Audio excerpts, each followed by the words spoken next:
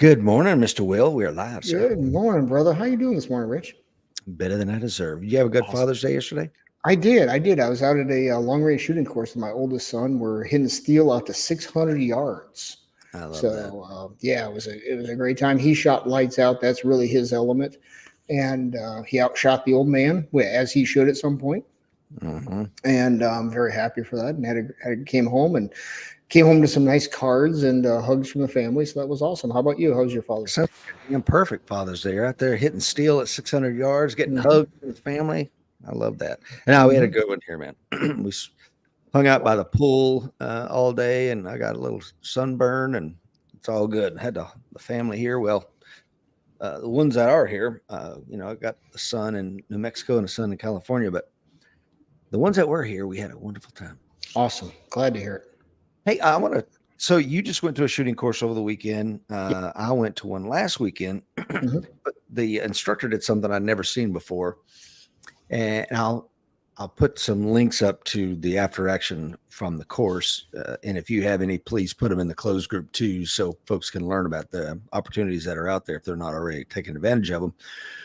But he started the course with, okay, stand up, introduce yourself, and then tell us what is your favorite um, action movie that has kind of predominantly pistol. What would you say? Hmm. Boy, predominantly pistol. The easy one is John Wick. Mm-hmm. Um, and yeah, there's a lot of John Wickisms, especially I think in the third one where he shoots, like 84 people in a row and never gets hurt. But the first one, especially, there was a lot of good stuff in there. You don't see a lot of movies where you have to do tactical reloads and emergency reloads and so on and so forth. Boy, if I can't really think of any others. What'd you come up with for that? Well, first I said Heat. And then they're like, Mm. okay, well, great movie, but that's not really pistol. I'm like, okay, well, if we're going to go pistol, I got to go with Lethal Weapon, the first Yeah, one. there you go. Yeah. I wanted a Beretta so bad after Yeah. that movie. And I mean, that was such a fantastic movie. But somebody said, and this is where I'm going with this. Somebody said, and I'd never seen this movie. It's a Michael Mann movie. So the same guy that wrote and Hmm. directed Heat and Collateral and a lot of fantastic movies. I guess it was like his first movie called Thief with James Caan. Did you ever see that? No, I never saw that. I didn't either. I watched it over the weekend. Pretty solid movie. I mean, for the time, Hmm. I think they brought Gunside out to work with James Caan to Okay. to get his pistol craft Hmm. where it needs to be. So you're looking at a time capsule of where Hmm. just combat handgun was in like 1980 Okay. to where we are now. You'll see a lot of stuff that you're like, eh. But that was it. That was the Yeah, cat's meow back then. sure was. Another one that is like that. There's an episode of Miami Vice that had a competitive shooter as the bad guy, Oh yeah, and did a great Mozambique on that one. So yep, and yeah, Drew from Appendix. yeah. I know. I Yep. remember when we saw that. Mike and I used to have that on a VHS tape back in the early '90s. We're like, man, look at that. Maybe someday we could. Yep. And look, here you are, all And here grown we up. are, all grown Yep. up. Yep. Man, So let's welcome some folks on the show. Who we got on here, Will? absolutely, I see. Right away here, we got Alan Kelly from Occupied Virginia, coin number 1570. What's that coin number thing? I thought you'd never ask. American Warrior Society, my friend, and the American Warrior Society has everything to keep you and your family safer. We've got white belt to blue belt Brazilian Jiu Jitsu, less lethal.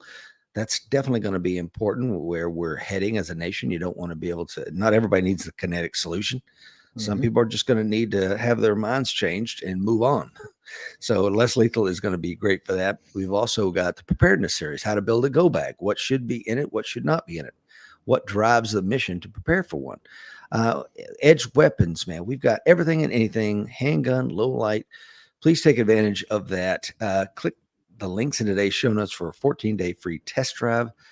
We also have Mr. Will Rhodes out there in Missouri. He is coin number 2269. Who is this And on Will Parker, part of the Will Club here, the Will Mhm. Mafia. Oh, there's a bunch of them in it, brother. Ted Leonard is on from Mississippi.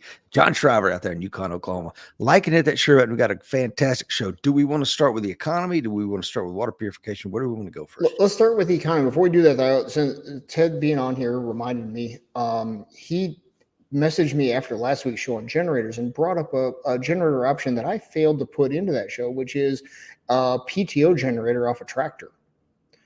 Mm, And I had looked into that way back when for my little 25 horse John Deere, and conflicting reports. Some said, well, it's pretty dirty power. It's great for a welder out in the field, but I wouldn't hook electronics up to it. And Ted said he's got some friends, and if you can refresh my memory and let everybody else know, Ted, that they ran their house off of it, and they put out a ton of power, and they're not very expensive. And like my little 25 horse John Deere would have run the one I looked at. I think it was a 15 kW. It was a big one, Mm, and that it just run it. You can just run the tractor at idle, and that damn. thing just sips diesel. Yes, it So does. yeah, you can keep 10, 15, 20 gallons of diesel around if you've got one of those little tractors, and power a lot of stuff. So it's another option out there. So thank you, Ted, for bringing that up and letting us know about that. Yeah, Ted, I'm definitely going to check into that. I got a 1969 Massey Ferguson that I inherited from my grandfather. So I think that might be an interesting solution here. What's Alan say? He says they use one a lot on the family farm, so that's great. Yeah. And Tony mentions you can also run an inverter off your vehicle. Hmm. Absolutely true.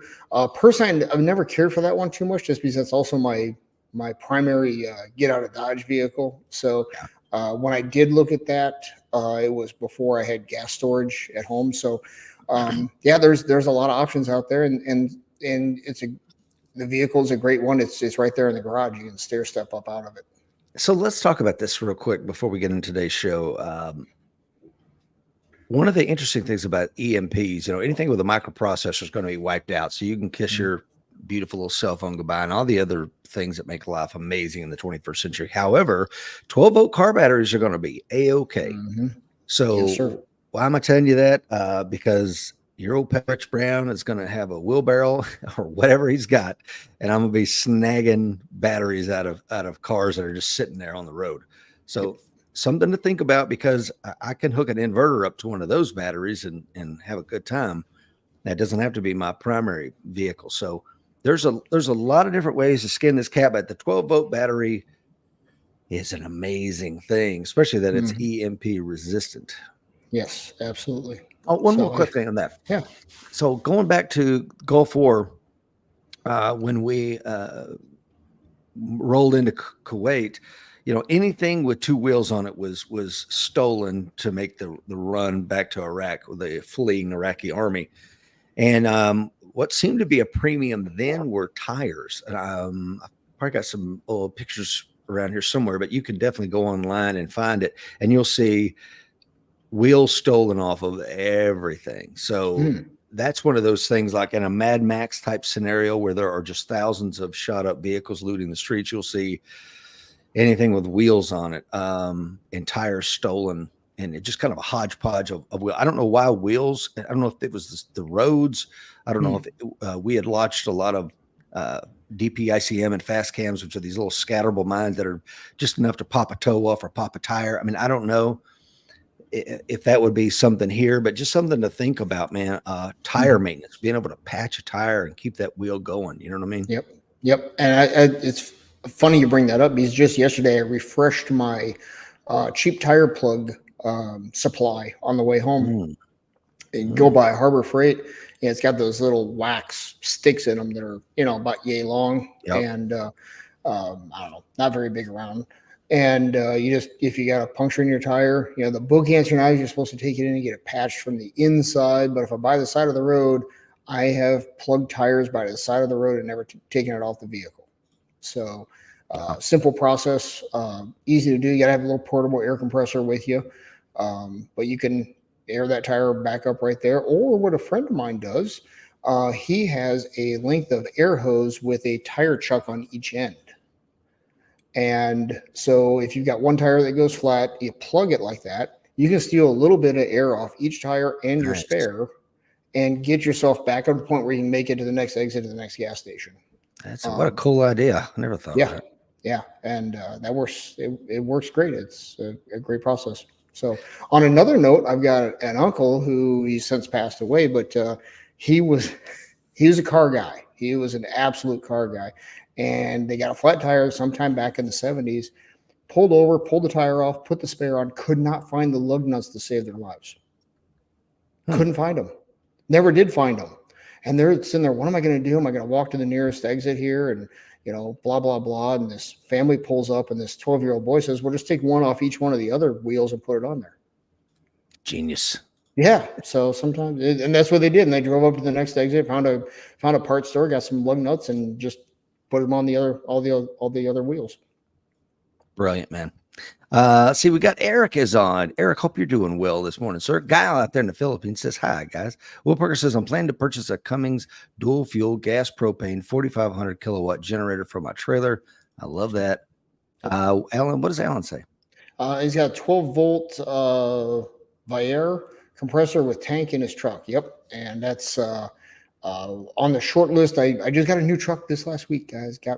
Went back up to a full-size truck from the Tacoma. So I'm going to be loading the box of that truck up with some stuff. So can't hide money up in Wisconsin, brother. I'll tell you that right now. Telling you, man, it's nice to be back in a full-size truck. The back likes the better seats. Oh, yeah. Amen. Please like, share, comment, subscribe, all that good stuff. Derek is on. Eric says, thank you, brother. Doing well considering the times. Yeah, Will. You got that right. And where did we want to start, Will? Did you have an idea? Let's start with the boring economic stuff, and then we'll get into your fun water purification stuff. Yeah. So last week, Will put together a generator thing for you. I've got a water purification, storage, filtration, wherever you want to go with that. But first, let's get some economics. So I'm going to tell you right off the bat, we're going to do some factual stuff, and then I got a little tinfoil hat angle on this one. Okay. I love the tinfoil hat. All right, here we go. So starting off with our usual CNN Fear and Greed Index. This has dropped quite a bit, as you can see, over the last month or so. A little sawtooth pattern, but it is definitely trending downward, which is odd because the market's generally trending upward. At least the NASDAQ, which is mostly tech stocks, and your S&P 500. The Russell, which is your smaller companies, your small caps, has been going down quite a bit. So, and this bottom part is safe haven demand. This is one piece of the overall fear greed index. So this is when people are getting scared, they run to bonds, because bonds are, especially U.S. Treasury bonds are guaranteed to get paid back. They pay a nice yield. There's very little risk. So this safe haven demand bonds is showing extreme fear in the market right now. And this is, if you go to CNN Business and click on the Fear Greed Index, which is right on the top, click on that, and then scroll down, and you go through all the pieces and parts, and there's a lot of extremes. Market momentum is extreme greed, but in this case, safe haven demand is extreme fear. So we're getting that dichotomy in the market, and usually then it breaks one way or the other. Something wins. So we're going to tie this into the bonds here. So a lot of people are running to bonds right now. And let's face it, you can lock in a 10-year bond paying, almost 5%. That's not too shabby, right? Yeah. So we're touching on this, so we can go to the next slide here. Before we go there, I just got a text from Dr. Fuller. He says, hello to the AWS audience from a train somewhere south of Hadrian's Wall. Dr. Fuller flew out to the UK over the weekend, and I hope he is being safe up there, but he just wanted to let everybody know he's thinking about you. So there you go. Awesome. Great to hear from him. Hope he's having a blast. All right. So to that, here is your U.S. government bond. This is the 2-year bond. And this chart here is the yield. Okay, so this is the interest rate you get off this bond for 2 years. So it's going to pay, if you look on the right there, brother, you're looking at 4.719% per year, and then you're going to get your money back at the end as well, of course. So not a bad return when inflation is supposedly running under 3% now. So you'll notice, though, where that green line is, it's just here recently. Yields went down quite a bit. They popped back up just a little bit at the end of the chart there, but they went down quite a bit.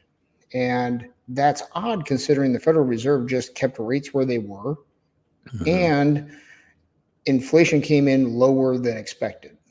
So lower than expected inflation should be having the Fed make some action here, right? Well, there's a little weird thing going on in the world. In the past, the Fed has always led all the other central banks. So the Fed will raise or lower interest rates, and then all the other central banks fall in line behind the Federal Reserve, because we're the reserve currency. We've got the big stick, and that historically, since really Bretton Woods in 1945, is the way it's been. Well, there might be a little something changing in the world. In case you hadn't noticed, anything's changing in the world, brother. So, Funny you should say that. yeah. So if we go to the next one, here's the Whoa. euro. So this is the eurozone. This is their 2-year government yield, and there you can see their yield just went down a lot. It was Yeah. at 3.1%, and they're down to 2.764. Yeah. Okay, that's a big drop. The European Central Bank (ECB) just officially lowered their interest rate. So that's their version of the Federal Reserve. They are coming out of the backside of a recession, and their inflation has dropped quite a bit. Now, they calculate inflation differently than we do. Do you have any idea what's in there? I don't know CPI? what's in there or how they calculate it for sure, but I do know that It's different metrics. it's different metrics, but I ran a calculation. If we calculated our CPI with the same way they calculate their inflation, our CPI right now would be under 2%. Okay. So you're also getting this yin and yang of, yeah, their inflation is lower, but they compute it different. So it's another variable in all this mess. So let's think about this for a second. So Rich Brown invests his millions in euro bonds because they're making a good rate of return, and they can print their own euros just like we can print our own dollars, right? Mm-hmm. So you put a bunch of money over there, and they just dropped their interest rates quite a bit. Okay. And you can make more somewhere else. Right. You're gonna keep your money there? Mm. No, you make more money somewhere else, right? Of course. Money always chases return. That's what a Exactly wise right. man once told me. Well, I don't know about wise, but it is what's out there. So let's go on to the next one here. Okay. So the euros, they go way down like that, right? They drop their rates way down, and ours do the same thing, even though the Federal Reserve kept it steady, because the bond market gets a say in what they're going to buy and sell bonds for, right? Mm-hmm. So let's remember the yields and the prices move inversely, and the price is supply and demand, right? Mm-hmm. So suddenly, Rich Brown and his buddies move all their money out of the eurozone because that's down to, I'm going to use round numbers here, a 2.7% yield. And they go, we're going to go buy these 2-year U.S. Treasury bonds making 4.7. Not quite double, right? 70% more, right? Mm-hmm. So as more people buy U.S. Treasury bonds, that drives the price up, which drives the yield down, right? Mm-hmm. So interest rates down means more people can afford to borrow money, right? Mm-hmm. Which means they're going to go spend more money, right? Which is going to make the economy look better, right? Mm-hmm. Which usually helps incumbents get reelected. That is correct. So you think maybe the European Central Bank might be trying to influence the U.S. election? Well, come, there you go, you tinfoil hat. I'm telling you. Well, let's go to the next slide and take a look and see if this maybe is even a possibility, because this is where the dots may connect. All right, here we go. Ooh, what's this busy chart? In most countries polled, more have confidence in Biden than Trump. Now, these are not just Eurozone countries, but if we look at the top 4 there, you've got Sweden, Germany, Poland, Netherlands, and we can come down a little ways there to France, Spain, and there's a bunch of other countries in here. There's the UK. And if we keep going down that first bracket on the left, we go all the way down. All those countries are way more in favor, have more confidence in Biden than Trump. And if we look at say Sweden, look at Germany. That's the powerhouse of the European economy, right? 63 to 15, Biden over Trump. You think maybe they might want to get Biden reelected, and they can do it by pulling a couple strings over there that are not completely inappropriate because their inflation rate has come down. But usually they wait for the Fed to change, right? Did you see him at the G7? Yeah, I did. Oh yeah, I don't get it. It just is what it is, right? What the hell? You want 4 more years of this guy? I don't know if he's going to make it to the election. Are you kidding me? Yeah, he's so cognitively impaired. I mean, at some point, I hate to say, I almost feel sorry for him. I do. It's like and for any adult with half a brain cell that thinks this guy's in charge of anything, I mean, you're lying to yourself. So my greatest fear is that he is in charge of something. He's you have to, this is a vote for the puppet masters, all this is. You know Hmm. what I mean? Hmm. They evidently like whoever is pulling the Biden strings.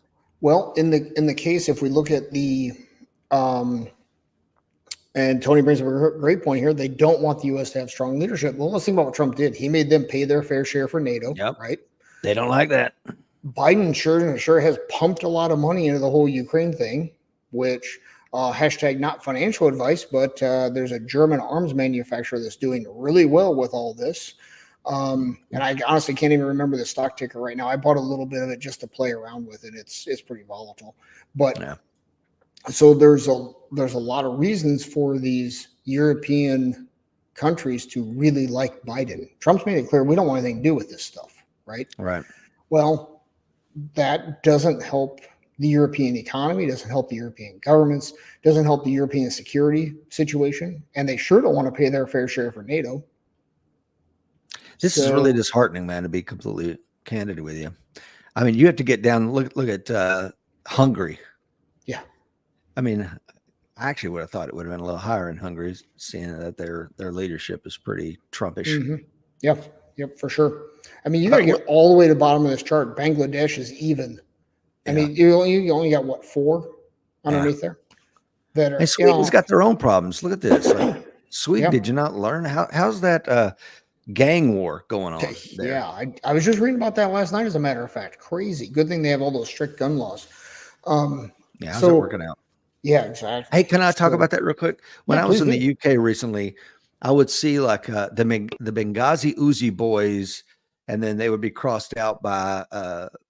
So that was the name of one of the Muslim refugees that have come in there, and then it was like Okay. crossed out by the Syrian whatever sneaker kids. I don't know. It doesn't matter, but they're tagging stuff. You don't have native Scottish people doing this shit. You have the immigrants that are coming there fighting in a war in the Mhm. streets, and again, they don't give a crap about the local gun laws. Right. Um, Same thing with what Sweden's going on, and you don't want a strong leader to right the ship. It's like, are you Well, committing suicide as a nation? What are you doing? I think if we consider the European psyche, if you will, they're used to being just taken care of. Yeah, Mm-hmm. we pay a lot of taxes, but they really take care of us. That's the argument I've always heard from folks I know over there, and I've always been like, I'd rather pay a lot less taxes and be on my own. But hey, that's just the American way of doing things, or much of America, Yeah. less of America, unfortunately. Um, but yeah, so I think that's where it's coming from. So the something to keep an eye on here, guys, is the ECB, by front running the Fed, are they de facto controlling our interest rates and therefore lending activity, economic activity, and election activity? Let's be clear. This is a multi-pronged attack. Mm-hmm. It's not just this economic thing. Remember the elements of national power: dime, diplomacy, information intelligence, military, economic. I mean, these are the ways that other countries put pressure on. We use it too. So Yeah. I'm not Yep. telling anything that you probably didn't already know, but there's an acronym for it. Yep. Let's welcome some folks onto the show. Who we got on here, Will? I see Jen King's on from the great state of Kentucky. How Now you we can doing, sir? start the party now, Johnny. Absolutely. Kyle says Rich Brown doesn't have millions; he has billions. To be clear, I'm a thousandaire. I'm not a Well, actually, I'm millionaire. going to argue that you're a trillionaire. I've Oh, seen I your do. Zimbabwe notes. You're a You're trillionaire. absolutely right. I have Yes, 100 yes, trillion Zimbabwe note. I am a. yes. I can Yep. not even buy a cup of coffee with That and $6 will buy you a couple Starbucks. that. Will Parker says there's a lot of people with mental illness. He's talking about what we see there. Will Parker says, or liars. How about both? Yeah. Why stop at one? Bill Armstrong, the owner operator of Mead Hall out there in McLeod, Oklahoma, just got to see Bill and his lovely bride. He says they like Biden because he is a lot more easily manipulated and has a history of being willing to take money for favors. Whoa, mic drop. Yep. For sure. Tony says they don't want the U.S. to have strong leadership. We talked about that. Alan Kelly says Hillary or Obama. Oof, Who's pulling the oof. strings? Yeah. Yeah. Tony says, I hear New Zealand is fighting to get their gun rights back. I hope they get that. Yes. Alan says their fair share. What they're going to do if Russia breaks loose into Europe? Yeah. I don't know. Yes. So, And this is just going back to the original article I found that got me thinking about this. This is from the New York Times, talking about how the ECB front run the Fed on changing policy. Now, in the past, I say front run, but you can say, well, that's their own numbers. They can do what they want. Absolutely, they can. In the past, however, they waited for the Fed to move before they moved, no matter what their numbers were. I wouldn't say this is the first time they've done it, but it's quite unusual. Interesting. So, well, unless they're trying to manipulate something across the pond. Absolutely. And then we also know the Chinese have sold a lot of US treasuries, which drives the price down. Mm-hmm. Are they doing this as well now? Are they buying more Euro bonds to drive that price up, drive that yield down, to drive more money out of that market over to the US Treasury market to drop it's all a big convoluted game. Well, anytime a country starts divesting itself of dollars, to me that's a big signal, right? We should pay attention to that. I mean, Russia did it right before they went into the Ukraine, and the CIA's like, I don't think they're going to go. Bro, they just dumped $600 billion. What are you talking about? So, because they knew that the U.S. had this nuclear option called, we're going to take them off SWIFT. They're not going to be able to dump those dollars. Yeah, they already dumped them. Yep. Tina is on from South Carolina. Good morning, Awesome. ma'am. I hope you're doing well. So yeah, lots of stuff. That's all I got. So just a little something to keep an eye on, a little tidbit there. Watch it as we progress towards the election. It'll be interesting to see what happens after the election as well, and how all the numbers shake out. And could be nothing, could be something. We'll wait and see. I think anybody that's paying any limited amount of attention to what's going on in the world realizes that the next, what do you think, Will, year to 2 years is going to be some of the most interesting in American history. It's going to get sporty. And I think worldwide, because we're seeing the same stuff all around the world, as far as, populations are fed up with high prices. And yes, they're coming down, but they're not going down. And we don't want them to go down, because that's the depression level stuff, right? Yep. We just have to get used to these higher prices and wait for wages to catch up. However, the wages are not catching up anymore. And Mercury Marine, a big Wisconsin employer, they're starting to cut jobs because people are buying fewer boats. Yeah. Yeah, and that's just this. People are squeezed by all the other costs of life right now. So buying a new boat or buying a boat is not high on that list. So they're laying off 300 people at a plant down by Oshkosh. And again, this is an anecdote, but it's also a data point, right? And when you connect all these data points, we start to getting a trend, and we do a trend analysis, and we see it's heading in the wrong direction. Exactly. I mean, we've got nuclear submarines right now surrounding Cuba. I mean, I think what's going to happen, and Putin said some very cryptic things last week regarding, wouldn't it be a shame if America had some missiles that were capable of striking their shores close by? And so I think we're headed to a new Cuban Missile Crisis. Could be wrong. I don't know. Yeah, but thankfully we have such strong leadership in the White House to. Hold on. Never mind. Yeah, I know, man. So with all that being said, let's talk about water purification. Let's talk about water purification. Yeah. Why is water going to be a potential to be incredibly important in the coming future? Because without water, you can't make coffee for Coffee with Rich. Yeah, you know what? I like the sound of that. Okay, show's over. I mean, without water, you're going to die. I mean, there's the rule of threes, right?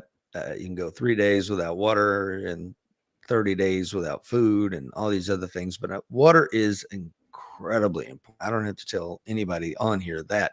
What I do want with this quick slide here is, we're not going to go into some of these super high-tech solutions. I'm not interested in that, because the future that we are thinking about is not going to have these kind of niceties, right? We got to think kind of lower tech. So what I want to discuss real quick this morning with you is storage, purification, filtration. Very, very simple, just a few slides to get you thinking. Storage, man. There's some things out there. I think you've mentioned these, Will, in the past. Yep. Do you have any of those storage bricks? I do not. I've got some rain barrels, some of those blue barrels that I picked up. Got them on Facebook Marketplace for like $10 a piece. Took a Sawzall to the downspouts off the roof, and there's 220 gallons of water storage sitting outside right there. Got to purify it. It's rainwater off the roof. Right. But yep, you got to purify it. But there's 220 gallons of water right there. Yeah. And Tony reminds us that there is water in beer, folks. Just say it. Excellent point. Bill Armstrong says there is where those of us with a well have an advantage, provided you can keep the electricity for it. Yeah, true. So If I can jump in real quick there please, on that, because I am on a well, as I believe you are as well, Rich. There is a contraption, and I will try to get some pictures of it today and put it up on the closed group. You take a PVC pipe, however long. You attach a rope to the top of it. I won't get into the gory details of it right now because without a picture, it's kind of tough. At the bottom, you put I think it was a 4-inch PVC pipe, and then the reducer to go down to, I think, a 2-inch. Put I think it was a racquetball I put in there. I can lower that down into my well, and then as it fills with water, when you start pulling it up, the water forces that racquetball down. And then you pull out, it's about 1.5 gallons, 2 gallons of water at a time. Yeah, it's a pretty neat little contraption. Yeah. Found it on YouTube. Maybe we put that in the closed group today. Sure. Yeah. Let me get some pictures of that right after the show, and I'll go put it up there. Cool. So storage, these little things are neat. The storage bricks, what you're looking at right there is each one of those bricks is 3.5 gallons. I think the empty weight on each one of those bricks is maybe 3 pounds or less. It's a neat little setup. So what you're looking at there's, you buy 8 of them, $149. You're getting 28 gallons. 28 gallons, man, not a lot, because again, what are we preparing for? We need 1 gallon of water per person per day. But what I like about these is you can slide them under your bed. They can go with you anywhere. Throw them in the back of your truck. They lock in really nice.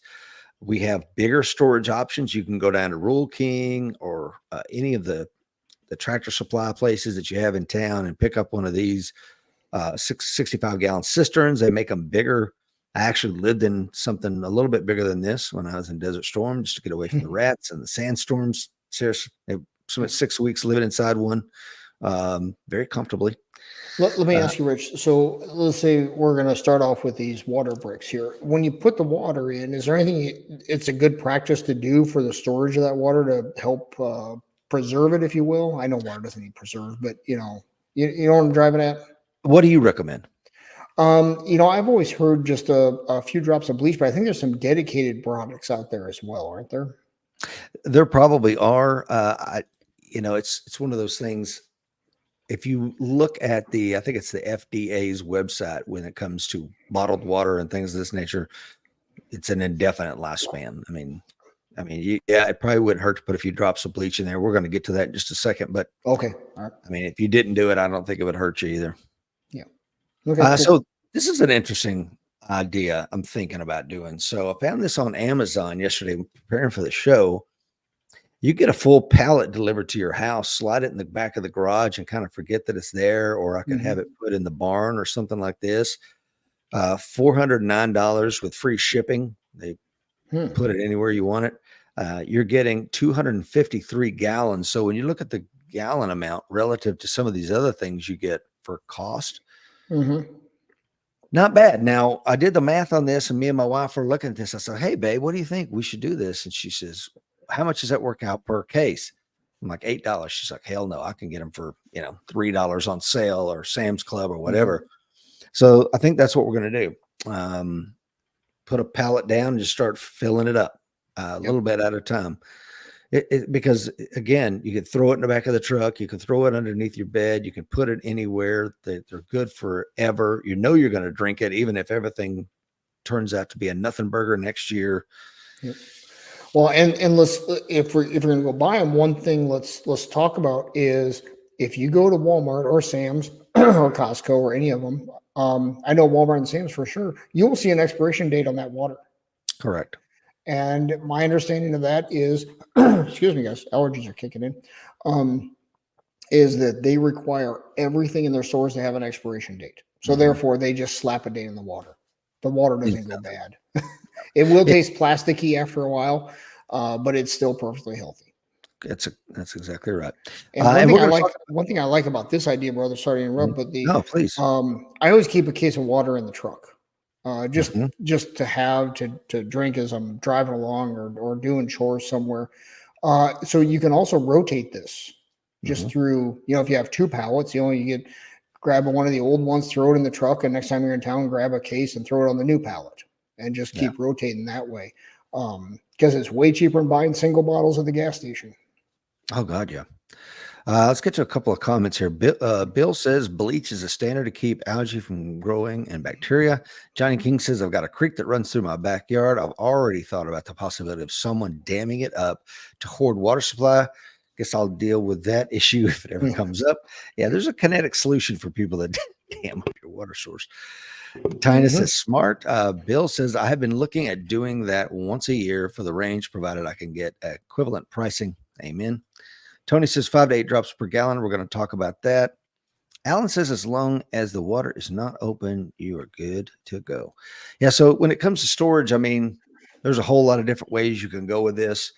So just something to think about. Let's talk about purification.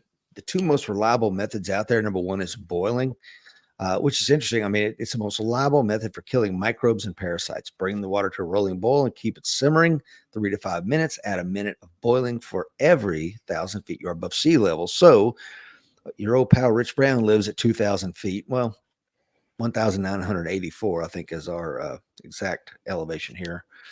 So I'm going to have to add 2 minutes to that. So I'm going to boil it for 7. Cover the mhm, pot to shorten the boiling time and also conserve fuel. And 5 minutes, and then filter it, and it will. So think about this. Let's say I boil it for 7 minutes, then I mhm, filter it through a coffee filter, which I think is mhm. 10 microns filtration, Okay. and then I'm going to remove a lot of the microplastics and nanoplastics because they're going to kind of clump together. Okay. So if you want to get that out of your water, that's a really good way to do it by boiling it. We also have bleach, as Tony said.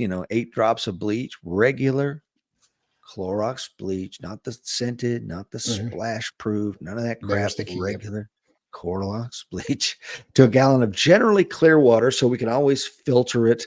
We can always let it set, get the sediment out there, and all those other things we can do here. If the Mhm. water's cloudy or murky, then you're going to want to increase the drops to perhaps all the way up to 16 drops per gallon.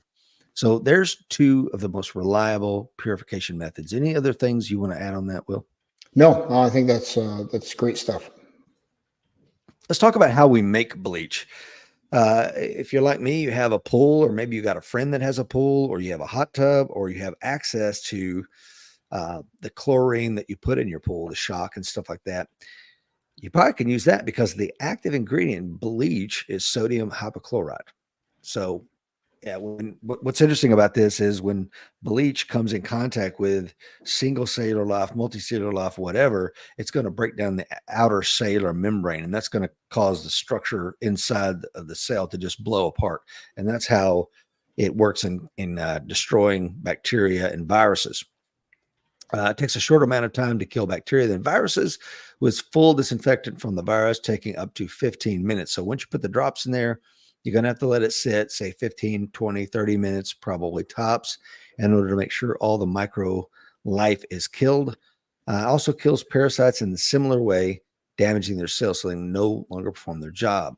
If you want to take that pool chlorine and then convert it to bleach, it's really simple. 2.5 tablespoons or 1/6 of a cup of pool chlorine per gallon of water. Shake it up, let it sit. And what's interesting about this is you can also put that in a spray bottle and use as a disinfectant. And the Hmm. reason I like this method is because, as we've talked about on the show before, Will, bleach goes bad about 6 months and it loses its efficacy. Yes. However, if you got a couple of buckets of pool chlorine sitting there with the lids on them inside that bag that's inside there, you, Hmm. you could probably have an almost indefinite amount of bleach. What do you think? Okay. Well, and I like that idea a lot with the pool shock because that's also a powder, correct? Or Hmm. a granular thing. Yes. So I don't have to worry about spilling. I don't have to worry about kicking a bottle of it by mistake or having it, tossing it off to the side and hit something sharp and starts leaking all over the place and making a mess. Hmm. And it's just easier to manage. And if a person has access to water anyway, making your own bleach based on this is not a big deal. Right. And So yeah, I tell you, man, we talked about this on several shows. So those that are regular listeners, I completely apologize, but I would be remiss if I didn't say when Ebola was going around, I was with the Red Cross and I went to a lot of meetings because Ebola was had just arrived in Dallas area. There was two nurses that were affected with it, and we thought it was going to jump and leave the hospital and start infecting people. So, I mean, and the doctors that were coming back from treating Ebola just raved about the efficacy of just plain old bleach. So, not just for disinfecting water, but for disinfecting for even the most lethal of viruses and pathogens. So, having a great source of bleach on hand is going to be money in the bank, folks. for sure. So, Filtration. I wanted to talk about this scene right here is haunting to me. This is the from the 1994 Rwandan genocide. This is an actual picture of the mass of humanity fleeing the machete wielding Hutus. So what's interesting about this, there's a documentary out there, and I cannot recall the name of it because I was actually going to show footage, but there's a little girl, her parents are both sick. So she's like the only person in the family that isn't sick. And they're like, bring us water, we're dying. So this poor little girl, the documentary filmmaker follows her. She's got her little 5-gallon bucket. She goes down to the river and there's body parts in the river and dead bodies. You see where this is going and it's flowing into this lake, right?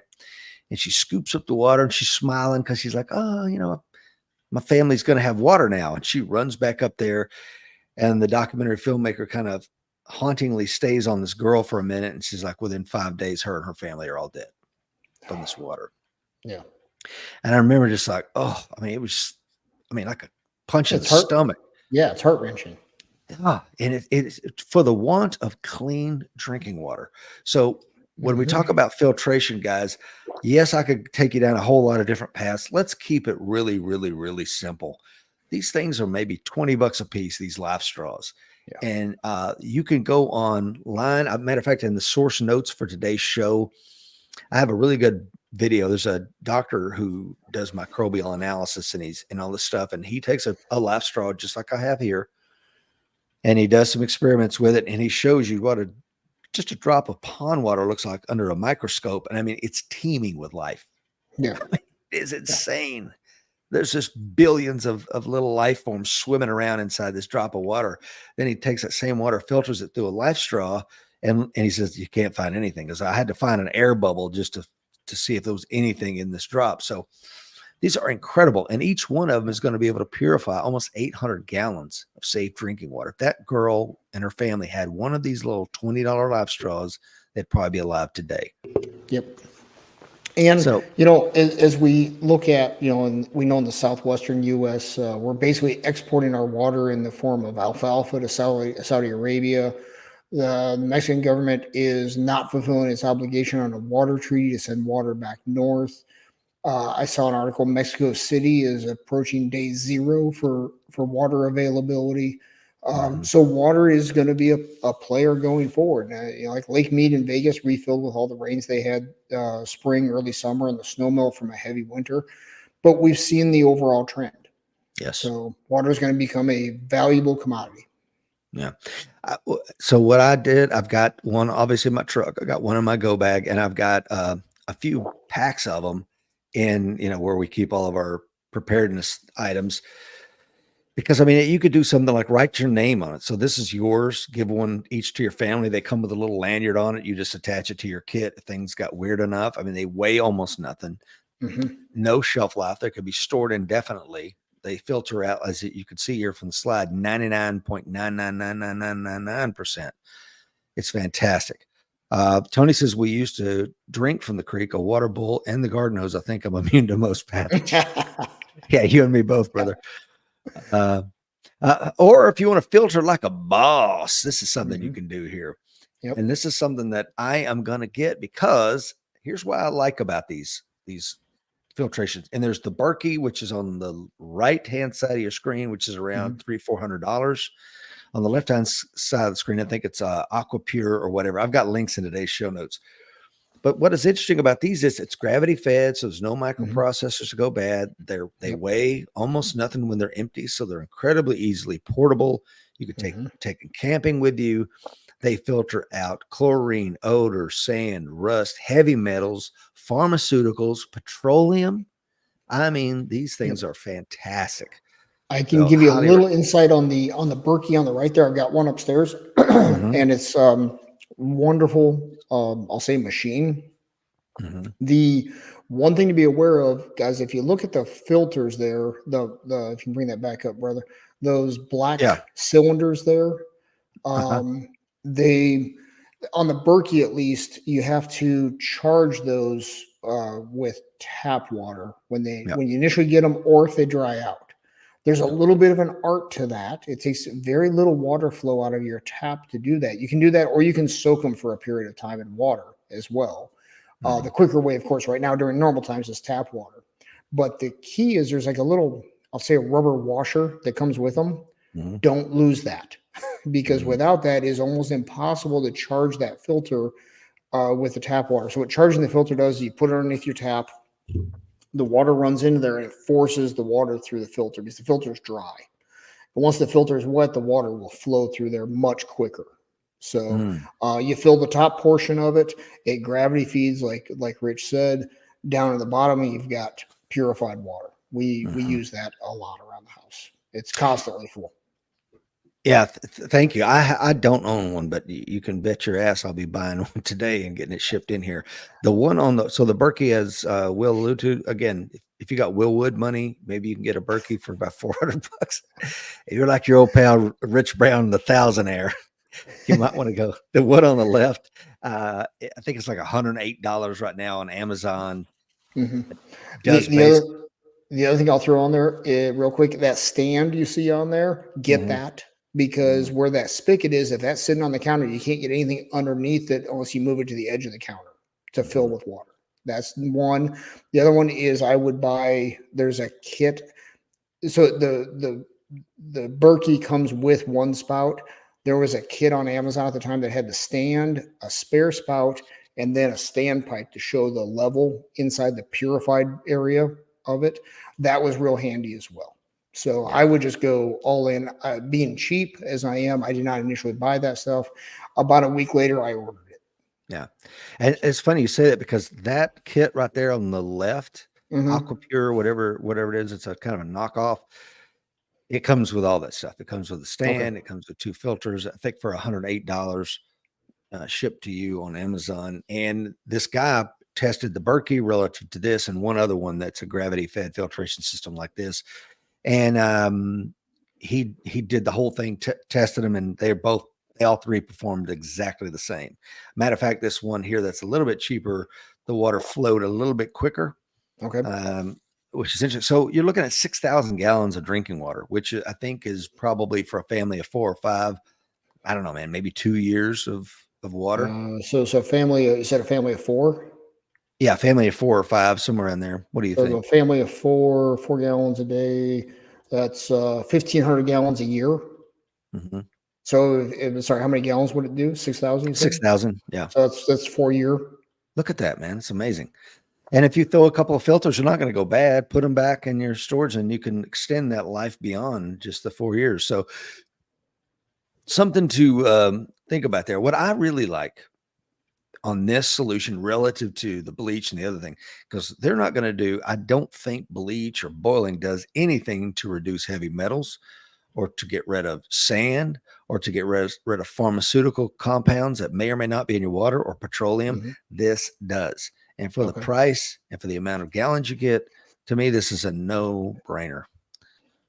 Ted says the Berkey was taken out by the Fed. Yeah, there's something about that. Are you up on that? The EPA said something about that. Yeah, I saw it. And then other stuff got in the way of, life got in the way of doing more research on that. If you got more information on that, Ted, please throw it up there. Yeah. Tony says, I live on the coast. I need to do a show on distilling. Distilling, desalinization. There's a whole lot of things I didn't want to go into right now because most of us, aren't balling like Tony is and living on the coast. Hmm. But you live by a freshwater lake. I've got a pool. I'm going to drink out of the pool also if I have to, because I mean that's what the folks at the Hotel Michelin in Rwanda did. They drank the Hmm. pool water.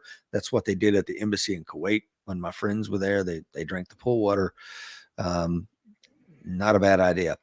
Guile Yep. says most of us only have shooter's gold for trade. Ooh, Yep. that'll get you a long way. Ted says years ago bought the largest Berkey filter tap water. Bride got bored. Stored now using pitcher filters. Can make a bucket system. Yeah, Yep. you can definitely take those filters and make a bucket system. What does Ted say? This is in reference to Berkey. So it's federal overreach, used insecticide legal authority to claim power to suspend Berkey. So they want you to have your 3 day supply of stuff, but they still want you dependent on the system because dependent people are controllable. Amen. So here's the stuff for further study. I will make sure it's not currently in the show notes, but as soon as we get done here, I will copy and paste that in there, and you can watch all the studies that kind of led to today's show. But that's all I got, Will. Okay, that sounds awesome. Yeah, that was great stuff, brother. Thanks for putting that together. And with the links there, guys, you can start getting yourself set up. I will get some pictures as soon as we're done here and put up in the closed members group of that PVC system. In fairness, guys, just so you know, I have not tested that because I didn't feel like pulling my well pump out, to be quite candid. But whenever that thing quits, I'll test that system out and I'll get some pictures of it and I'll find the YouTube source video I got for that. And even if it doesn't work, I'm out a couple of bucks and it was a fun little project to put together. Yeah. And I think in kind of closing, I want to encourage everybody out there watching and listening to today's show to get training, guys. If you don't, I think you are a great example of you and your son over the weekend. You went and did refresher training on that long Hmm. range shooting Yep. solution. Yep. I went to a handgun course. I'm going to Dr. Fuller's in August. If you're interested in that, reach out to Will Parker. Dr. Fuller's going to be coming up to Montana. I've got some other training coming up in July. I can't remember off the top of my head, but make sure you're continuing to train. Make sure you're continuing to prepare because, Will, why? The fight is coming. Be ready.